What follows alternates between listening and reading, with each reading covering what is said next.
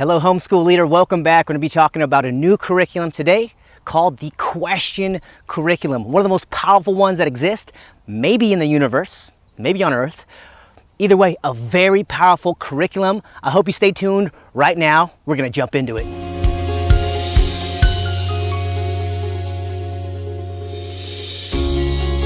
So what is the question curriculum and how it's going to benefit your student? I'm going to share that with you right now, and the sun is in my face, so please forgive me. I'm on a hill in Cupertino, actually, trying to get this video before the sun goes down with this great footage. You can't see it, but there's great footage back there. Anyways, the question curriculum is so valuable because all knowledge, in my opinion, is just simply answers to a question. So your young student, your child, your nephew, your whoever you're dealing with, naturally you care for them, you probably love them dearly, and you want them to be successful. So how can you empower them that they might develop their own intellectual faculty? What can you do? Well, the question curriculum is about yourself posing questions, and even better, facilitating the asking of questions by the young person. And then what's really exciting is you don't even have to know all the answers to the questions that they're going to be asking, because as you and I both know, when working with young people, they ask a lot of questions, and most of the time, many times, they are genius level questions, and we're just like, how did you even think of that? So if they ask you that kind of question, the best thing to say is, I don't know. Right? Because the more we learn, the more we realize that there is more to learn, and how ignorant we all are of the universe, of the mysteries of this earth, of life, of nature, of humanity, so many questions. And as your young person begins to ask quality questions, then quality answers will begin to arise. And just like if you ever bought a new car and after you bought that, let's say you bought a red Toyota Camry, and then as soon as you bought it, you drove off the car, the car lot, you're so happy, and then you pretty soon you start noticing red Toyota Camrys everywhere because your consciousness is attuned to it. So in the same way, as your young person begins asking questions, mainly like, hey, where do babies come from? Where does dad go every day? Where does mom go every day? All these different questions. Where does our food come from? These are perfect learning opportunities, and I'm not talking about you have to download everything off Wikipedia, you got to go to the library, you got to study up on it and deliver it, right? We have to distinguish between homeschooling, which is when you, the homeschool leader, creates an atmosphere where personalized learning can occur, homeschool versus school at home, where many people are confused, and we're trying to clarify and help them understand really what it is. We don't want to just take the textbooks and bring it home and download this information. A true education, in my opinion, is learning to think critically, learning to take responsibility for your life, learning to design and live a good life. And that's a question that each of us has to take on for ourselves if we choose to. We don't have to do anything, really. You can just sit there and do nothing. But the purpose of this curriculum is to allow your student to grow their question asking muscle. And so when they ask you tough questions, you can say, I don't know.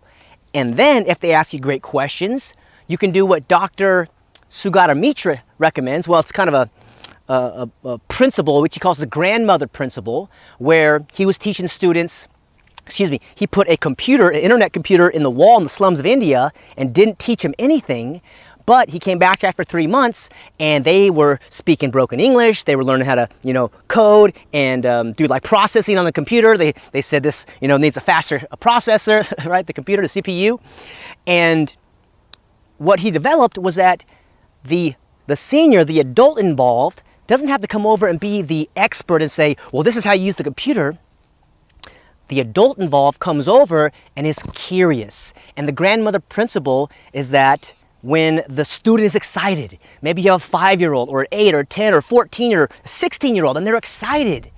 You may know nothing about their video games. You may know nothing about chemistry. You may know nothing about the guitar or the piano or language or rap or whatever they're passionate about. However, passion is the universal language of success. So as they start to grow that passion, they're going to have questions. And you don't have to be the the jack of all trades, the answer, the Mr. and Mrs. Know-it-all. That is the incorrect, that is the old industrial model of schooling, where the teacher has to download that information. We're talking about 2018 when I'm making this video right now, where you have the internet, you have a bunch of resources around you, homeschooling resources, unschooling, right? 100% self-directed learning all around you, people, mentors. We haven't talked about apprenticeships yet, but those are available too. So much stuff. And in that process, they are beginning to understand what they're interested in. They're beginning to discover what they're passionate about. Or even better, or as equally as powerful, they're starting to become curious. They're starting to wonder, hey, where does our water come from? Hey, how does the lights turn? How does electricity work? These are all great questions. Many of them I don't know, but I have the internet. I have Mr. Google. I have some other one, Start Page, or these other, DuckDuckGo. If you choose to have privacy concerns, you can go there too. You can go to the library. You can go knocking on people's doors, reading books, of course, documentaries, Netflix. There's so much different resources. And the really powerful thing, as you begin to welcome questioning. Now, this is a challenge sometimes because many of us were raised with the authoritarian parenting philosophy, where it's do as I say, do not question me. That's definitely in the compulsory schools, right? The teachers never want to look foolish, and that's what, embarrassing kids and having them, stand up and read in front of everybody. That's what that's all about, okay? As you know, John Taylor Gatto works demonstrates so much of that. So the most valuable thing in this curriculum is to welcome questions. We welcome questions. Now, there's also the having good manners, right? We haven't talked about manners, the manner curriculum yet, but we will. And so just like you want to be respected, your child wants to be respected, the neighbor, the librarian, whoever it is, they all want to be respected. So in asking questions, maybe sometimes your kid, your child, is going to speak rudely. Maybe they're 8 or 10 and they're still learning about manners, just still learning about tonality. And you can say, okay, I hear you. And when you say it with that tone, I feel maybe like you don't respect me, or you want to communicate honestly. This peaceful parenting paradigm is the welcoming of their humanity. And you may be in your 20s or 30s or 40s, whatever young person you are, because you're going to live a long life, I believe. They're young. This is their first time. That's why they get so excited when they're going to the park, when they're going to the grocery store, and they're like, yeah, we get to go somewhere, because they're still alive. They still have that spark, that brilliance, that genius that is inside of all of us. And that is one of the most precious gifts, the precious existence that they have.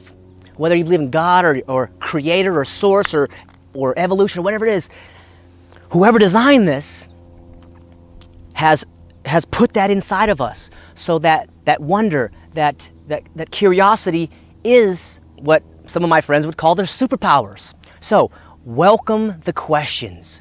Welcome the hard questions. If you don't know, say I don't know. Maybe it's something you're interested in too. You could say, they ask you, how does the guitar work? I don't know. And let's say you want to know about the guitar too. Well, let's go take a lesson together. And they're like, yeah, let's go take a lesson together. Maybe take 1 or 2. There's a great poem by Rudyard Kipling. He said, I know 6 honest serving men. They taught me all I knew. Their names are what and when and how and where and why and who. I think I got that right. So those are the 6 questions. So if they can begin to ask those questions freely and not feel condemned, or, because a lot of times our kids just ask these great questions and we're like, I don't know, I'm a grown adult, you're an engineer, you're a doctor, you're a nurse, you're an artist, whoever you are, whatever profession, how you earn your livelihood, and you're like, I don't know that question. So embrace it. Be curious with them. Remember when you had that deep well of curiosity, and go with them. So that's what I want to share with you also. And one of the great quotes by Albert Einstein, I think you might appreciate, he said, any fool can make a simple concept complicated, but it takes a genius, a real brilliant person, to make a complicated subject simple. And so this is what some of the work we're trying to do here at Homeschool Leader, is to take this big question of what is an education and have a conversation with you in this video and in the Facebook group and in the membership site once it gets released, and all these different forums and places where we can explore the depths not only of who we are as adults and parents and teachers and educators and mentors, but allowing and empowering that inside of our young people. Because it's not cliche, they really are the future, and just like you're taking care of them now, they will, goodness willing, be taking care of you in the future. And this is just a short ride, right? So this is one of the curriculums I think is most powerful. Remember those 5 W's and the H. Rudyard Kipling. What, when, where, why, who, and how. That's what they are. And ask questions at the dinner table. Ask questions. The point is not to get the answer at this point in time. In this point in the curriculum, right? Because the curriculum is a course, it's a path, right? I'm on this trail out in nature, and this path will continue down. But the path is to develop the mental muscles, the curiosity muscles, the question-asking muscles, the muscles which will allow them to discover their mission in life, their purpose, their passion, their muse, their inspiration, all the great things that we all want to experience. You now have an opportunity through this curriculum and through this program, through the community that you're a part of. So let the questions commence. Let's ask questions. And if you ask me a question I don't know, I'll tell you. And in the same way, I hope you encourage and greatly welcome questions in your household, in the car, despite how fatigued you are. And I just commend you for being a homeschool leader. It's not easy. I know, it's challenging at times. A lot of it's dealing with the old programming from our own school days when questions were bad and we sit down and shut up. But it's a new paradigm. It's a new millennium. And you are one of the most powerful and hope-filled people that I feel are within my reach, and I'm just so grateful that you're a part of this community. I wish you huge success as you explore and practice the question curriculum, and more importantly, allow your young person to ask questions and grow their question-asking muscle and their curiosity. Sending you guys much love and hugs and appreciation. We'll see you next time at Homeschool Leader.